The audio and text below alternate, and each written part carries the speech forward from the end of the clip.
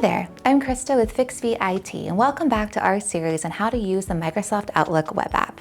In today's tutorial, we'll show you how to schedule an email to send at a specific date and time, perfect for planning ahead or hitting inboxes at just the right moment. If you're looking for a specific section of this tutorial, hover over the progress bar and select the parts you need. Otherwise, let's get started.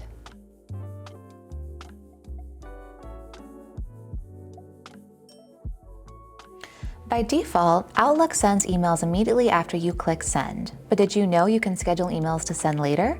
Let's walk through the quick steps to make that happen. To start, you'll need to be signed into your Microsoft 365 account and have opened the Outlook web app.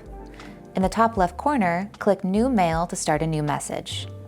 Go ahead and add your recipient, subject, and the content of your message just like you normally would. You can also attach files or format your message if needed. Instead of clicking Send, click the small drop-down arrow to the right of the Send button. From the drop-down, select Schedule Send. Choose the default date and time, or click on Custom Time and select the date and time you'd like your email to be sent. Then click Send. Outlook will now schedule the email and take care of the rest.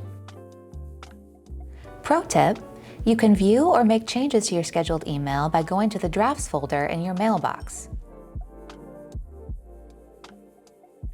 In your Drafts folder, you can also see when an email is scheduled.